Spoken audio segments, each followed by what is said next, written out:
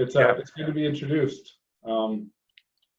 Yeah, so I'm gonna kick it off here. Hey everyone, I'm Ben Carcio. I'm an advisor at Demand Stage. I'm also a mentor in residence at Techstars Boston, which is a global startup accelerator, as well as entrepreneur in residence at National Grid, and advise a bunch of early stage companies like Demand Stage on how to go to market.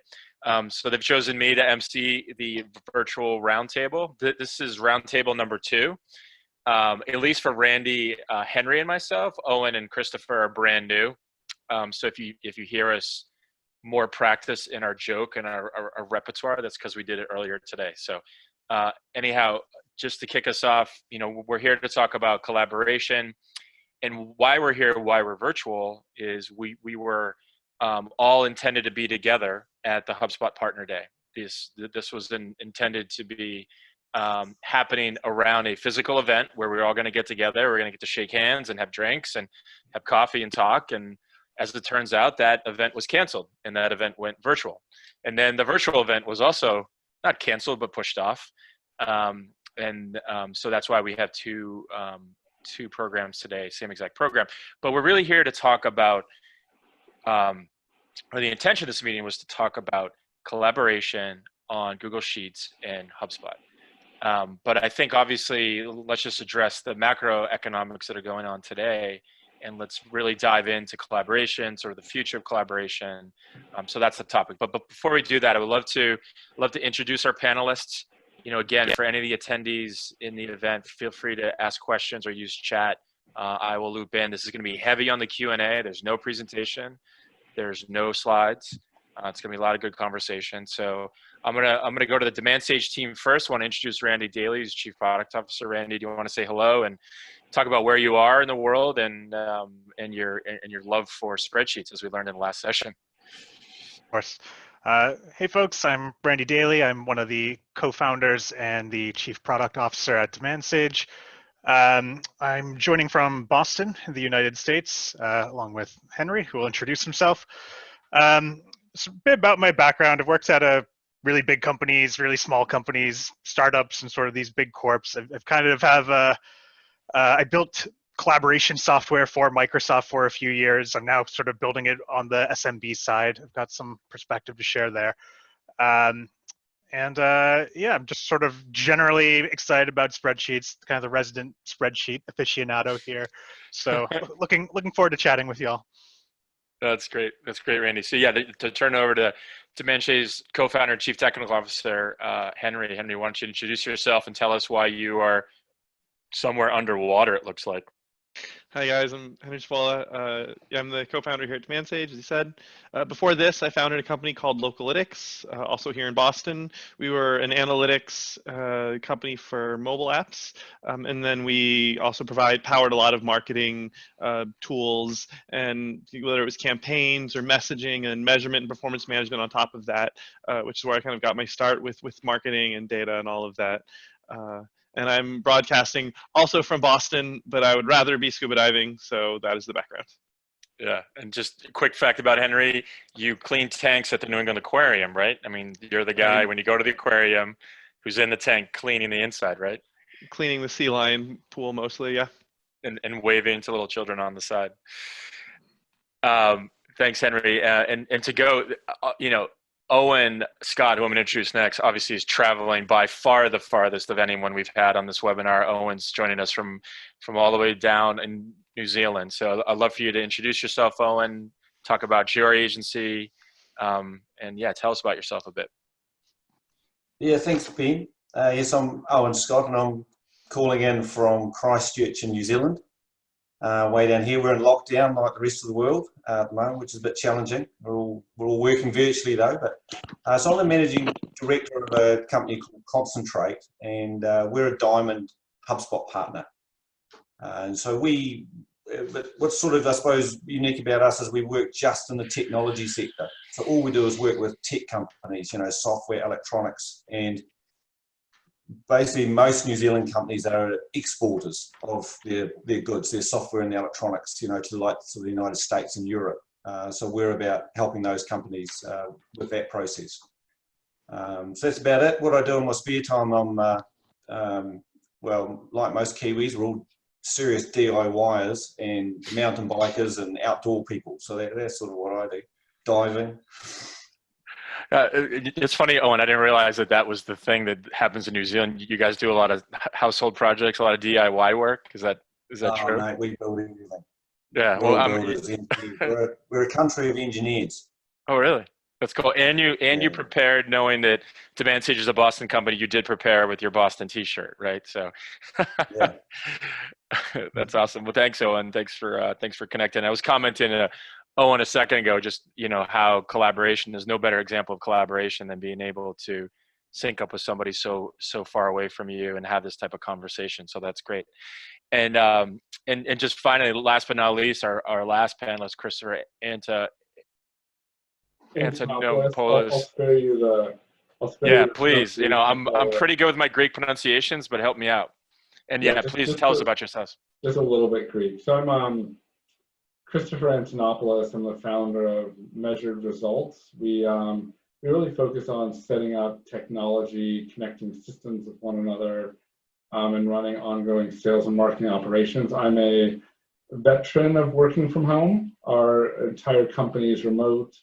And then I had a global team in 18 different countries. And so I'm hoping to share some of what we've learned and how to use some of these collaborative tools as you are trying to figure out how to do that for your company. I guess claim to fame in the HubSpot world, I was one of HubSpot's first 40 customers. So really have been there since the very beginning. And like Owen, I'm an outdoorsman, but I'm in Northern Virginia. And so that means bicycling and fishing for the most part. So that's sort of what we do to occupy our time now that we are not allowed to be more than a few feet away from a fellow human being. And there's plenty of places to do that here. That's great. And Christopher, can you, is there those awards in the background that I see in your back? Are those showing off your awards to us? Yeah, there are a few. There's a few. They got into a lot of glass ones, but it's they're from all different organizations, and some of them are from our clients. So the proudest one is the Cisco System one. I was Marketer of the Year for Collaboration Infrastructure. So for that entire group, it's that tall star one. But there's a bunch of random pieces of glass there that do a pretty good job of reflecting light. Yeah, no, clearly, and they must be your former team and the folks on the Cisco side must be, obviously under a ton of pressure right now to deliver all these collaboration tools that they've been working on for years, right? They don't want anything to break. I think the bandwidth thing is that if you've been on any of these calls, you can see sort of some of the video going out every once in a while and that. But it's the redundancy of network and all those pieces, and they're selling tons of equipment right now. Multi-point control units for all those people who have pocket protectors on the calls. I know what I'm talking about. But just that and video compression is particularly exciting. I also study quantum mechanics and physics, so if anyone after this wants to have some very deep thought conversations about science, I'm happy to do that. Sounds awesome. Yeah, I'm sure Randy and Henry would love to jump on that. So great, great to meet everybody. And again, we're here to the original intent of this was to talk about HubSpot, to talk about Google Sheets. But before we do that, let's talk about collaboration, right? Let's talk about the challenges of remote work and how do we change how we work, right? So I think the amazing thing being part of Demand Sage, seeing what Demand Sage, an early stage company of a half dozen people, just how quickly and easily they were able to move into remote work. So I'm going to start with the Demand Sage team first. So Randy, give us your perspective, because you're definitely in that camp of like remote work is great. Talk about how we need to change and how we need to collaborate today. Yeah, absolutely. Unlike the rest of the panel, I'm the avid indoorsman. I'm really vibing with the remote work. It's great. But there are trade-offs. It's great for kind of doing this flow state work where you're trying to sit down, get something done for 4 hours. You're uninterrupted. But there is a tax on sort of collaboration and productivity, perhaps, where you've got to manage that. You've got to reach out. You have to establish new norms. And the way I think about the sort of remote issue, I think it's two parts. There's a little bit of a lag in the tools in terms of catching up, being able to emulate that water cooler experience, being able to help prompt like these serendipitous conversations between people.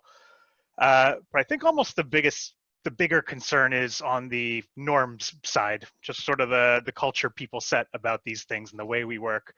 I would frame this up as I think success in remote work means success in adopting kind of asynchronous workflows.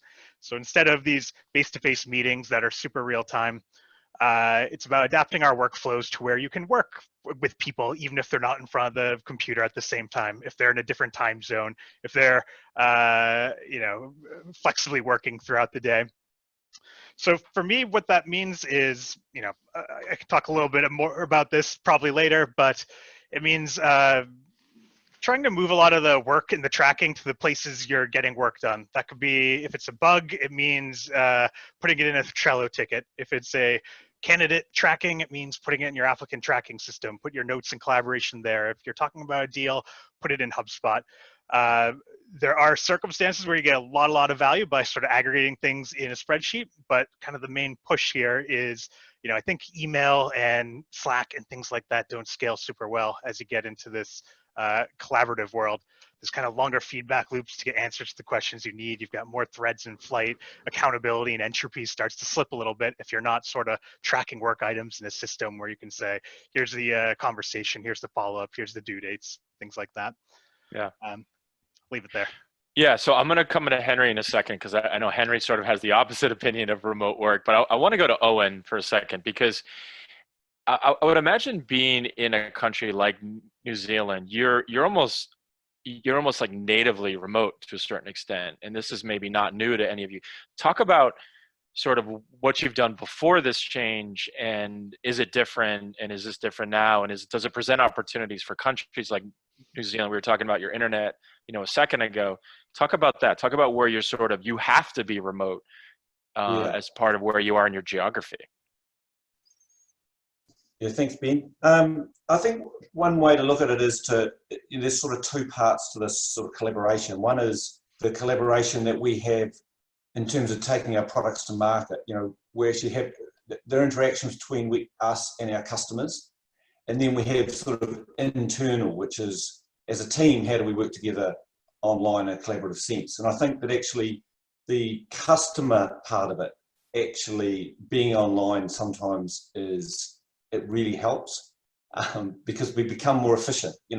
It's more, we only have to talk to our customers once a week and we have a nice short meeting. It's a bit like this webinar, we'll have it, it'll be an hour, it'll be over. So in some ways it drives efficiency. I don't have to just pop in for a cup of coffee to get to know these people. We both know that we can't meet up physically, so we're going to have an online meeting.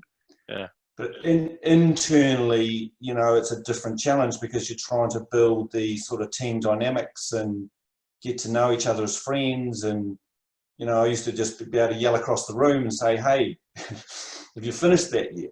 Now I've got to figure out how I interrupt their day and stuff. But New Zealand as a country, we're the same as everywhere. I think our challenge is that the way we traditionally sell stuff is we still hop on airplanes and travel the world. Yeah.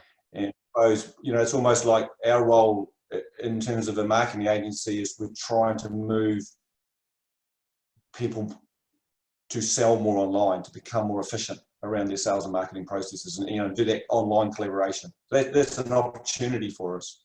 We're not necessarily embracing it. Yeah, that's a great topic, Owen. I think sort of the fact that more people are being forced online is going to be something I want to talk about later, and how that changes the tooling that we need to use.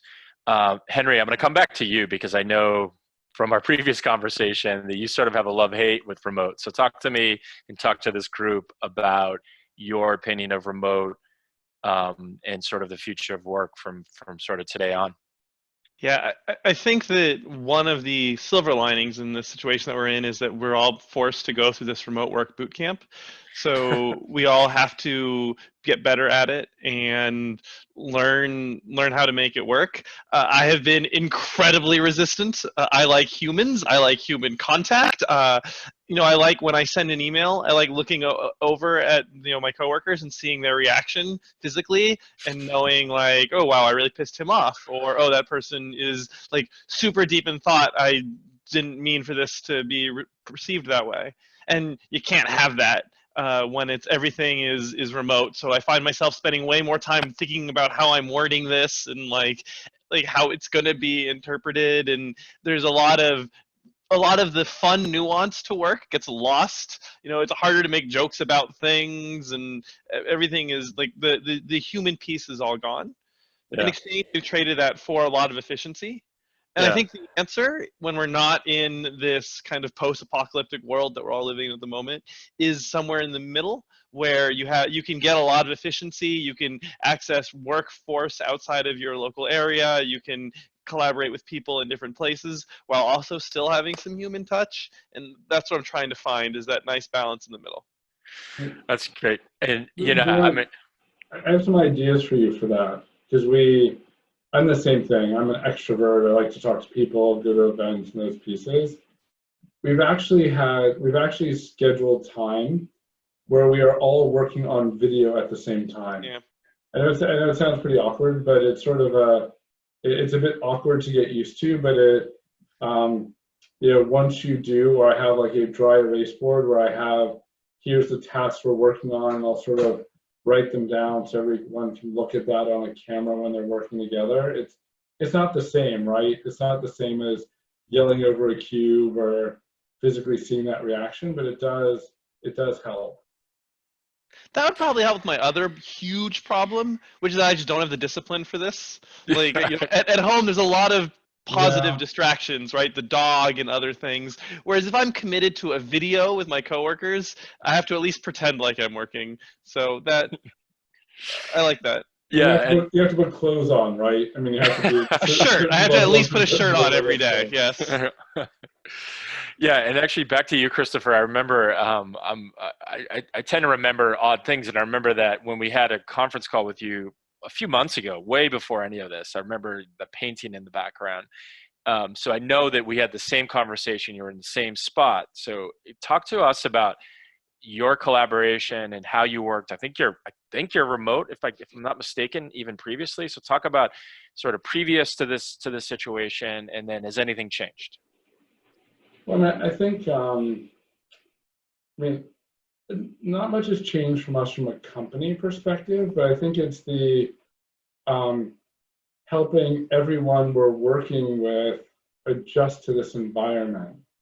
We have new people working for the organization who are not used to working remotely.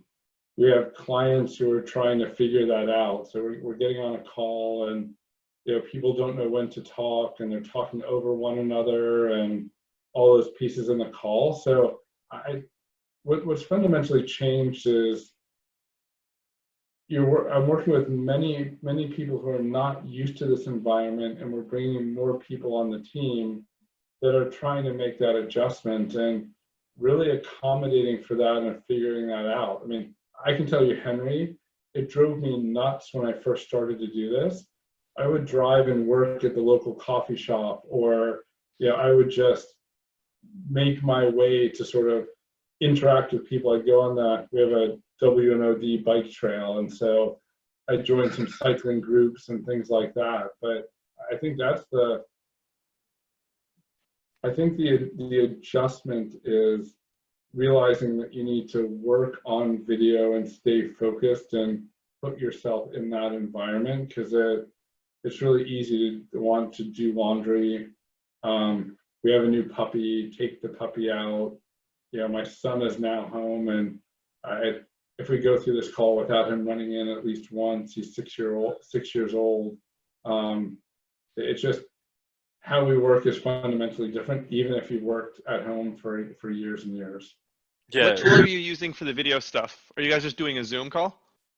Yeah, we're just doing Zoom calls. It's I mean, Zoom calls, Skype calls, it depends on who has the best bandwidth at the moment, and then what our clients are comfortable with. It's really weird how disconcerting, if you are used to Citrix, to switch to another platform, even though they're pretty easy to use. Yeah. But you said when you guys work, you do, like, you also all work on video together as well. Do you do that on Zoom? Yeah, we do that on Zoom. Okay. Yeah, it's sort of like the Zoom CEO has been preaching a lot of these sort of virtual collaboration where it doesn't have to be formal a meeting. They have a virtual water cooler where they literally have a water cooler in their office, and there's a video chat room up all the time, and you can just go in and talk to people. And if there's someone at the water cooler, you could say, hey, did you see the new Netflix show last night? I think you brought up a really good point, Christopher, in terms of using, that we are going to be in our home offices. That gives opportunities to go out. Like Randy, and you entered this into evidence, but you said you're an introvert. So I'm gonna come back to you as someone that maybe feels more comfortable. Do you find that you have more human contact or less human contact? And are you finding that no, actually, I prefer the digital contact as human contact, or are you trying to get out a little bit more and be a little bit more extroverted, I guess, if you will? Mm-hmm. Yeah, definitely less contact. It's not a good thing. It's part of a set of trade-offs. Maybe you're doing a little bit better on the productivity, but you've got to manage those social relationships a little bit more. I find myself just trying to blaze a new path here. Like I joined a virtual conference the other day where you could meet event attendees by just pressing a button, and you'd be matched and you'd be put together for 5 minutes to chat, and it'd automatically expire after that. It's almost like virtual matchmaking. So, yeah. net still trying to find my way. I don't think I'm seeing more people in this environment per se, but I think there's some like cultural inertia in terms of like what are the new norms we'll form. How are we going to establish patterns to kind of get that back? I don't think we're there yet, but yeah, I imagine us, getting closer to kind of cracking that nut with new tools. Yeah, and as marketers, I think there's a lot of folks on this call. Obviously we have DemandSage team. It's a marketing-oriented platform. We have 2 agency. I'm a marketer. We tend to be more extroverted. So Owen, talk to me. You said a second ago that the culture in New Zealand, the fact that you were remote, hey, let's get on a plane, let's fly, let's see clients. How are you reintroducing? I know it's newer in New Zealand, this lockdown, but how do you, what opportunities do we have with collaboration to bring the human element to the table? Sort of in your estimation? Yeah, I think it's sort of tricky because I still think the challenge is internal. So I think with customers, it's not that. In some ways, it's almost what's happened because we're in lockdown. It's forced us to go online. So what sort of happened with customers before is I'd like to do a Zoom call with you rather than flying, but you're sort of locked into that old pattern. It's like, oh, well, I better come and see you, have a coffee. Whereas now we can just say, it's like, I'm not turning up.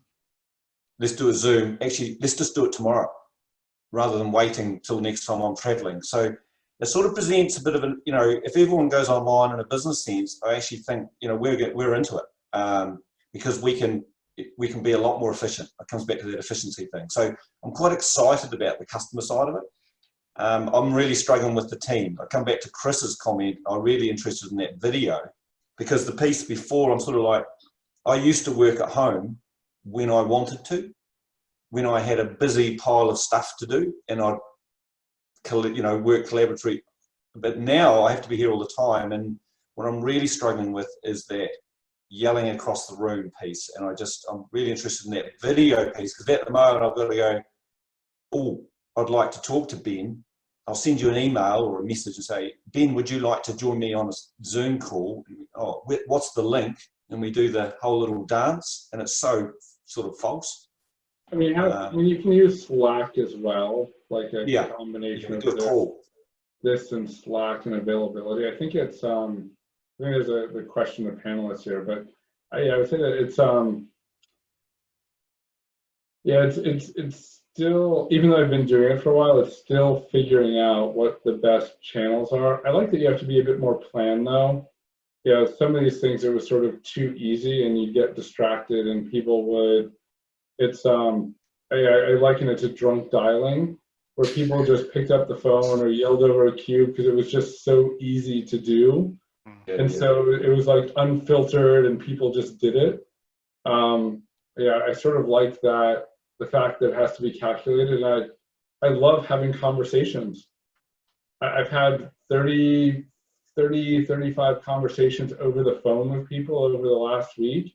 This is awesome. Like, forget these long email chains and these pieces. And I'm loving, you know, this is fairly old school, but I absolutely love talking to people. If I can't do it in person, people are actually answering the phone now. It's shocking. Yeah. No, it's funny. It used to almost be a stigma of remote work, and you'd say, well, I'll come meet you. You almost didn't want to admit to the fact that you were remote. And now it's like, it's an advantage. We had a great question coming from the panelists, sort of the favorite tool question for collaboration. But instead of like the obvious tools, I'd love to get your feedback, Christopher, on like, what are your favorite tools? Like, what are the things out there that maybe people aren't working and using? And I'm gonna bounce around and ask a few other people, but are there any cool tricks? I think, Randy, you and I were looking at one the other day, but anything that you're using that's like, that's hot on the streets kind of thing? Fun Retro. Have you heard of that tool? No. Fun Retro? Fun Retro, it's a survey tool. So what you do is you can have like a board, like a Trello board, and you can write like questions out or sort of survey your team or capture that. So how are you feeling about this project? What do you think about XYZ? And so it's like a quick survey, and you can keep track of like what's going on or provide feedback. It's a lot of fun. There's this other one, I think it's called Pomodoro. It has an icon like a tomato. And so what it does is it helps you block out time to do work. So one of the hardest things when you get started working from home is that discipline and sort of when do you work on something. So it makes a bit of a game out of it for you in terms of how you schedule your time in blocks to do different things, so you're not getting distracted. So it's, this is the quarantine 15 also, as I like to call it. And so I need to be distracted in working. If not, I'm going to run upstairs to the refrigerator and probably eat something I'm not supposed to. But those are Fun Retro, Pomodoro are two sort of tools that we like to use because it gamifies working, and then you can survey and put those things together and have a bit of fun. That's cool. I haven't heard of either of those. I'm going to come to you last, Randy, because I know you are just like the encyclopedia on cool tools. Yeah. But Owen or Henry, do you want to jump in with some help to it looks like Basia on the attendees list? Yeah, I mean we're a bit boring, I suppose. So we're just using the Zoom and the Slack channels primarily. Yeah. That'll be our main channels. Okay. Yeah. So it's the wrong answer, but I like to use email for collaboration, right? Slack is Wait, what's awful. that? Never heard of it. Slack can be awful for collaboration, right? You have a message you want to send to everybody. Well, you put it in general, but someone wasn't looking then, and then a couple hundred messages came by and they lost it. Or you want to follow up with someone and you kind of want like them to see like, hey, the last time we talked about this was a month ago, so what's it at? And there's a lot of ways of working that we've evolved and adapted that still work with email, even though it's not the hip new cool tool that all the kids are using.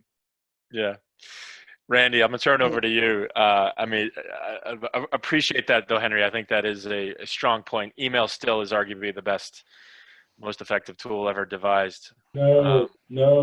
You just have to be disciplined on how you use it.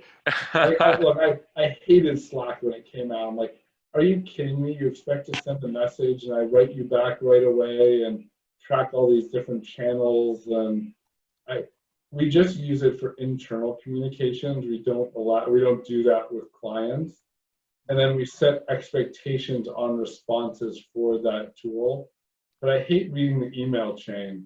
Like it's driving me nuts now. Like, all right, is it all in the chain? And did I miss the first thing? And is there a different chain of conversation on that same topic, and did someone change something? But at least it's all in a chain versus, oh, I have to find these messages in this in this channel, and then I have these. Now we're talking about lunch, okay? Oh, now here are the memes and the gifs. Oh, now here's the next chunk of message that's helpful again, and like it's very disparate, right? Whereas in the email, it's all in one spot. You need to break up your Slack channels. Have your cat one, and then have your work one. We have daily customers. flu, where people take pictures of their dogs and cats and birds and fishes, and then you know, we've got like the down to business stuff. But Henry, I was with you until about 8 months ago. I was like, forget this Slack thing. We're never going to use it. And now it's like, to Owen's point, we have it structured so that we can look at internal projects and it's easier to find. But it's we'll call it like the 501 version. You need to be comfortable working at home first before you try out these other things that are different than what you're used to. I think that's probably I'm gonna let Owen have last word on Slack. I was just gonna say it's really just, we're all beating up Henry. That Slack, we use it for the conversation. I need to have a conversation right now, and we're gonna go back and forth, back and forth, back and forth, real quick, close it off. Email is more, you know, we're using it for two different types of conversation. You know, I'd never do something in Slack that, you know, that they could get back to me in 3 days. It's like, right now, I want you.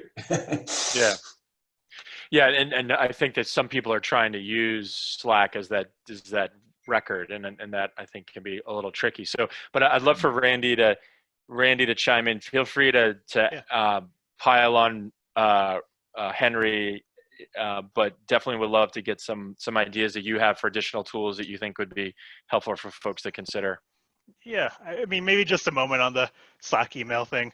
You know, I think Slack and email are similar. They're great for kind of ad hoc questions. They're great for a certain segment of work, but you wouldn't want to manage your pipeline in email, or if you had 50 applicants in your applicant tracking system, or 50 support tickets, or 50 bugs in Jira or Trello or something, right? Like, you reach a certain point where you're dealing with a lot of complexity, and you need kind of that raised accountability of saying, okay, here's the work item, here's the data attached to it, here's the conversation attached to it in one place. So it's not to say, you know, don't use email. You're not going to assign a ticket to Henry and say, hey, how's your day? How's this project or something? You're going to email him. But maybe there's, you know, the way I conceptualize it is Slack and email are almost that catch-all. You try to filter what you can through these tools that will give you that task-based view, that filtered view, that all-in-one view, and you augment with Slack and email where the use cases don't make sense. Let me kind of quickly jump back to the other one. Let me share my screen for 3 seconds. I'll just put a couple of websites on for things that look kind of cool. Tandem is a cool one, just listening to this conversation. I haven't gotten quite the buy-in at Demand Sage, but I think it's interesting. If you look at the screenshot here, it may give you a little bit of an idea of what it's about. It kind of gives you presence in terms of where people are. If you click on someone's avatar, you'll go to the doc they're looking at. Maybe a little bit too much surveillance state, I don't know, but I think it's kind of a cool concept. And to that idea of always having your video on kind of thing, you know, this almost has channels where you can persist in being in a channel with your headset day to day. Again, haven't had an opportunity to use this one, but it's on my list. It's apparently very fashionable with the Silicon Valley crowd right now. Other one, super quick, is Loom. So you folks might have seen this on LinkedIn, where like in the bottom left, you'll see someone's face along with their screen on the same time. This lets you send asynchronous videos to people. So it's really an extension of that kind of thesis on you're going to have success if you can kind of work asynchronously better.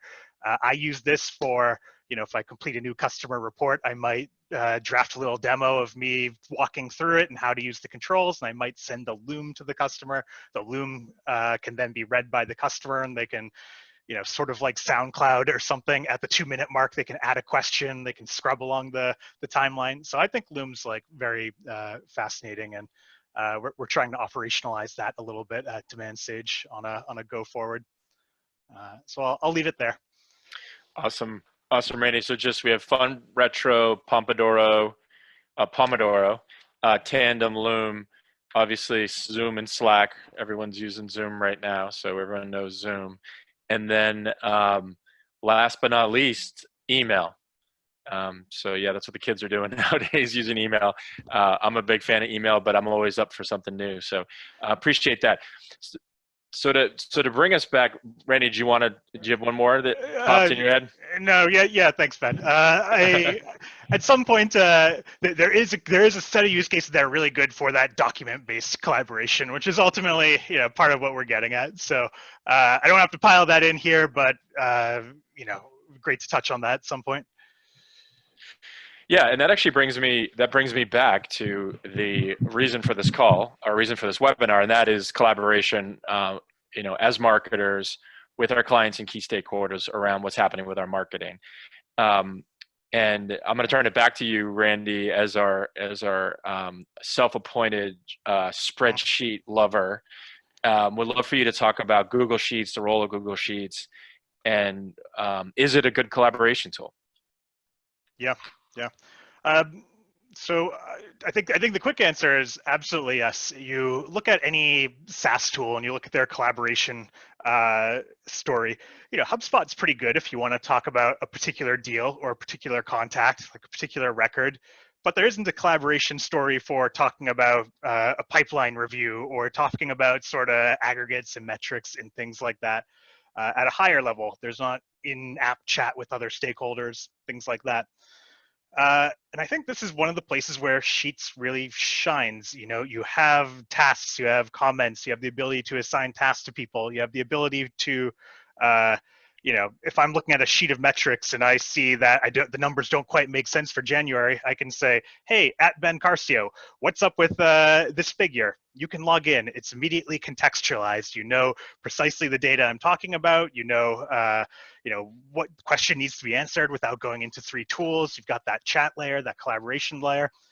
So I think the test is if you can bring HubSpot data into your Sheets and other SaaS data into your Sheets, you really unlock all of those platform features. And maybe the gravy on top is,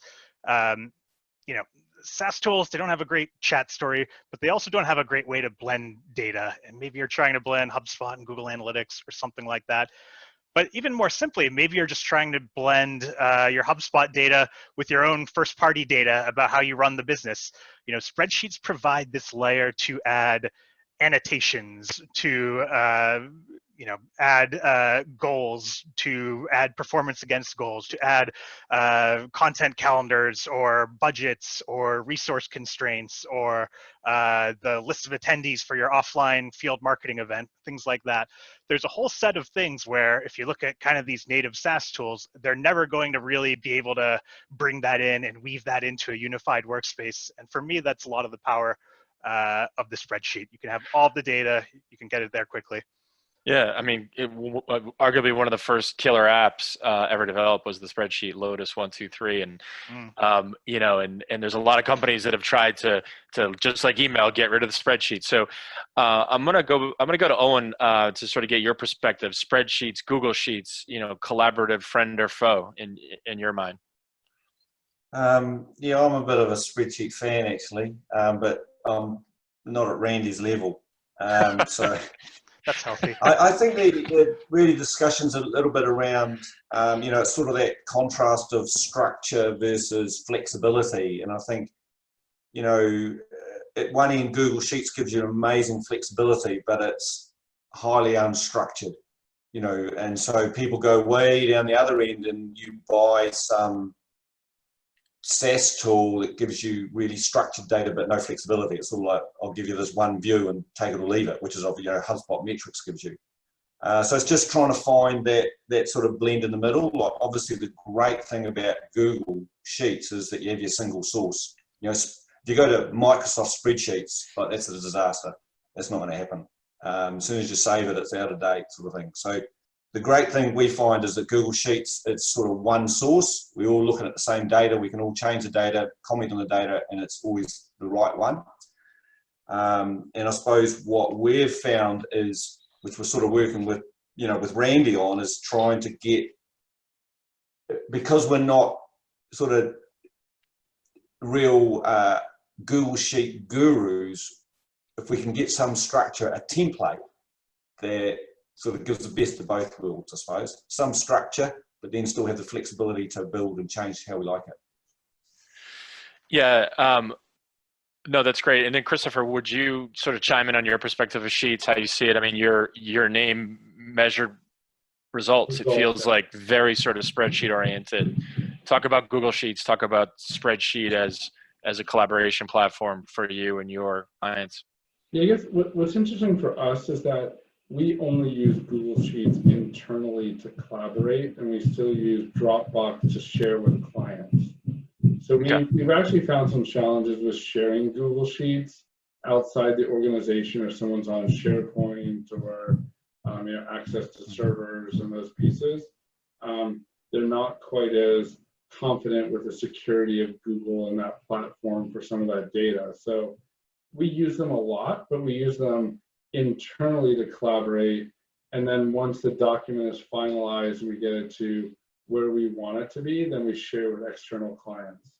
We work with tech companies in the financial industry, healthcare, and some of that. And so we're finding that Dropbox is has some applications you can download on your desktop. It's not as easy to use, as intuitive as Google Sheets and Google Docs, but we're finding that we're only able to use it for internal collaboration, not externally with clients. No, that's helpful, Christopher. And I'm going to turn it over to Henry, because I think some of what you mentioned in terms of people wanting the file to be secure, and or this is the file, it's not going to change type of view, sort of the structured versus unstructured, and the fact that Google Sheets is collaborative. That came up on our last call, Henry, and we'd love for you to sort of share your insight on the security side, and or the potential flexibility that happens with Google Sheets that could create issues with the numbers changing and things getting deleted and stuff like that. Yeah, so the conversation that you're referring to from earlier was all about how it's kind of like the wiki problem of, well, if we have a sheet that is the center of business mass and it's just a Google Sheet, there aren't the same guardrails that you would have in a dashboard app, right? There is no controls over who's editing what. There's the logging is different or not present.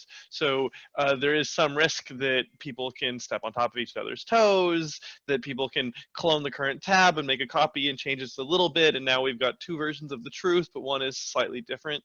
And so there are ways this can bite you in the bum. But all of this is handled kind of by the new norms and the new ways of working that Randy described earlier. Right? You have to say, this spreadsheet is going to be our source of truth, and here's the template. And if you want to make changes, fine, go ahead. But you edit the main. You don't make a copy. And these are the numbers, the cells that can't change because we use them for different things. And I think that's like these upfront agreements are really important. Just like I made the wiki analogy, a wiki becomes a giant mess if you don't have agreement up front in terms of what's going to go where, what the hierarchy of the organization is going to be, and you don't go back and revisit every once in a while. Same thing with spreadsheets. Yeah, no, that's great perspective. Randy, did you want to weigh in on thoughts around spreadsheets as based on some of that dialogue? Yeah, and I think, Owen, you kind of flagged that spreadsheets, they're harder to use, and I think that's right, and I think that's sort of the challenge. If you think about like kind of common objections to spreadsheets, you'll have SaaS vendors saying, you still have your stuff in a spreadsheet, what are you doing? And one of the things they're talking about is sending around stale data snapshots. So old data, silo data, that's bad. We totally agree. It can be hard to get started because you don't necessarily have like a template or a dashboard that prescribes what you're supposed to do. And it can be hard to really unlock that power. Like you've got all these pivot tables and flexibility, but you have to build your own views. So kind of just bringing in the demand stage perspective a little bit, we view this as our challenge. Like the spreadsheet is the ultimate empowered flexibility. SaaS tools are easy to use. Can we bring the ease of use of SaaS tools to the spreadsheet? And for us, that's really about, almost putting the spreadsheet on rails, taking the spreadsheet, making it a platform, extending it, making it easy to use. So for us, that means, the big building blocks are real-time sync of your data, get rid of that ritual of, importing and exporting, keep your data live. It is giving you a template gallery where you can sort of shop the gallery and say, yeah, the win-loss analysis, that looks great. Let me press the button. The campaign, the report's up instantly. And finally, it's about just making it easier to use some of those Google Sheets tools. A pivot table is great, but a pivot table that we can build for you with kind of menu-driven, easy tools is better. So again, we're kind of targeting this opportunity of building better building blocks for the marketer, rich functions, things like that within the spreadsheet. Yeah, that's great. That's great perspective. So as we're getting sort of close in our last 10 minutes here, the value proposition of DemandSage is enterprise grade marketing, enterprise grade analytics for marketers everywhere. So effectively, we're taking all of the available data and tools for large organizations. Again, the founders are from Localytics, which was focusing really on Fortune 50, Fortune 100 companies and bringing it down. I would imagine, Christopher and Owen, your client bases are in a state of challenge. Like, tell us, starting with Owen, tell us what we can do to help them and what we can do with our reporting to help them get better so they can focus on what will amount to turning their businesses around and or taking advantage of new opportunities that are going to present themselves. Yeah. I think one of the issues that people have, if you look at where marketing sort of came, where analytics, I suppose, and marketing, the journey is that, primarily the only analytics that a marketer ever had was this Google Analytics, which is just this random data that it was basically all the stats that we possibly could collect about someone's website. We presented that, and then marketers reported that up the food chain. And it sort of has little relevance to the selling process or the business itself. And, I suppose the challenge that we're finding with people is that now we have, particularly with a platform like HubSpot, much more sophisticated data available to us. And it's trying to reflect that data in a way that makes sense to the salesperson, the sales process, and the business person. So it's about, funnel metrics, visits to the site, how many leads do we get, how much business do we get out of that, and then we can start drilling down and just getting away from this sort of historical metrics of, bounce rates, exits. Who cares? That's a diagnostic tool for a web developer.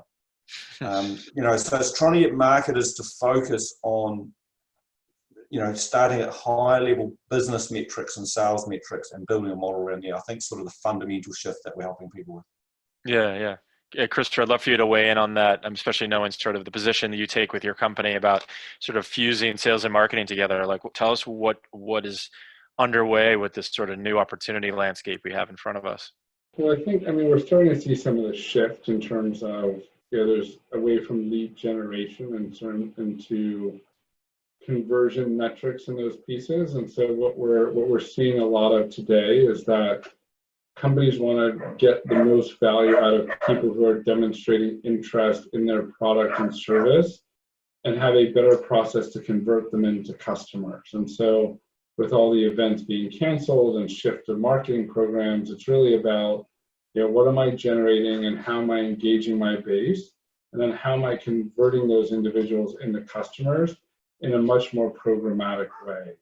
And so we're seeing the shift in metrics and focuses on companies there. And so, the companies are either in an industry where it's, oh crap, I'm trying to survive. I was on a call earlier today where we were having this conversation. They're trying to survive. They need to adapt. So fundamentally, their salespeople always visited clients and you can't do that anymore. Or they're in growth sectors. So if you're in the finance sector, if you're doing video conferencing, there's a lot of growth sectors in the economy today, even with all the challenges we're having. And so how do you help people shore up their client revenue base or adapt to this reality so that they can generate revenue and either make it through until we're beyond this point or create their new normal, because this virus has leveled the playing field for hundreds of thousands or millions of companies that were all within this same bucket, and who adapts more quickly to take advantage of it. So the shift is really to sales, converting leads from a lot of the marketing or demand generation programs that we've sort of traditionally seen. Yeah, it feels like, just from my perspective, for what it's worth, is it feels like we can't get away with sloppy marketing. And the approach that, I think your two organizations are taking, and, and I think the approach that Demand Sage is taking is that let's look at real numbers, and let's look at it to drive real results. I think, Owen, I love, and I want to try to capture, having been a digital marketer basically my entire career, worrying about things like bounce rates and things of that nature. It's like, you're right. Like, who cares if the real important part is the number of sales that you're generating and the number of, actual measurable results you're making. It's like the most important. One thing that drives me nuts is I'm getting all these COVID-19 emails from companies saying, we are still in business and we're working for our clients. And they drive me absolutely nuts. Like, this is a great opportunity to help people, and you're wasting your time sending that out. Like, if your customers don't know you're doing business and you have to send them an email to remind them, you've got some other challenges with your company beyond just sort of communicating, right? Some of that stuff is just, there's huge opportunities to help people. Don't waste it by sending an email saying, we are open for business and here to help. Because that's not gonna get you to that next stage in development. Like, just we have a mantra. Crazy. Like, there's a mantra at Techstars. It's called give first, and the point of giving first is give something. Don't say we're here to wait for you to ask me to do something. Give something. So I think that approach is and I think you hit the nail on the head, Christopher. Don't just sit back and be like, we're here to help. We're open for business. Like, what's up? It's like, no, I've actually done something for you, and here's what I've done. That's a little bit what we're trying to do here, but obviously, want to be mindful of that. So we got 5 minutes left. I always love to sort of everyone have their magic balls out and try to think about the future. So I'm gonna go through each of you. And I'm going to start with you, Owen. Give me what the world looks like from a collaborative standpoint in 12 months. Like, what are we talking? If we get back on this call in 12 months, what are we talking about? Well, I suppose we're going through this thought process the same as everybody. And personally, I'm quite excited by it, in that I work in the technology sector. I work with exporters. And everybody has been forced to experience working collaboratively online. And what I'm looking for is, I think we can break a little bit of that sort of ingrained behavior of, like I sort of said at the start, is I've got to go and visit you to introduce you to our product. I've got to go and have a coffee with you, etc. Whereas we're actually saying, no, we could actually, I'm expecting an uplift in companies trying to do more of their sales process completely digital.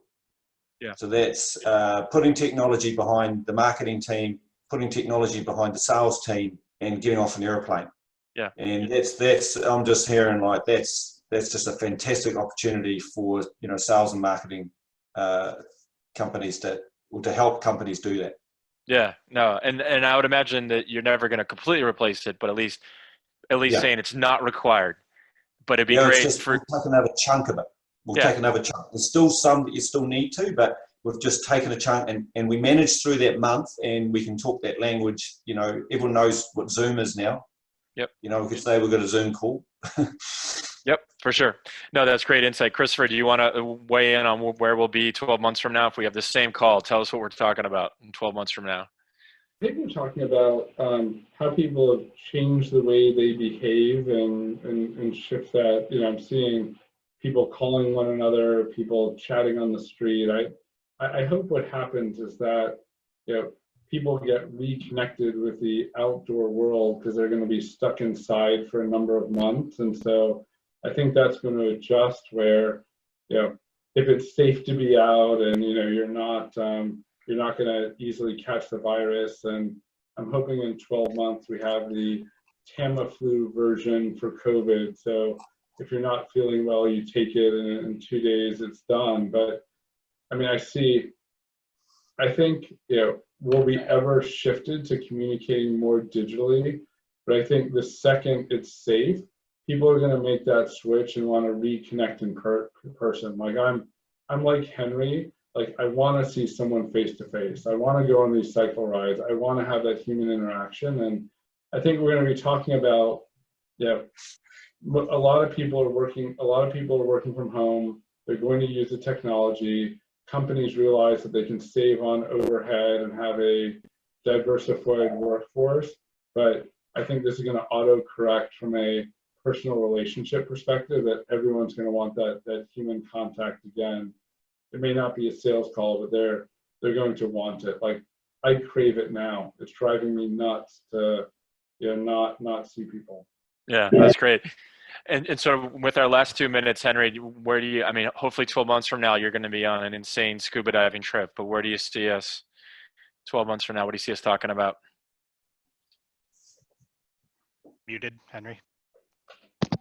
Damn it. I think it's what we just heard. Companies are going to have seen companies, like I use United as the example because they're a very like kind of old fashioned in how they operate organization. You know, there's no casual dress code there yet or anything like that. And so they're one of the last companies you'd imagine to have ever considered remote work. Well, they had to let everybody that wasn't critical work from home.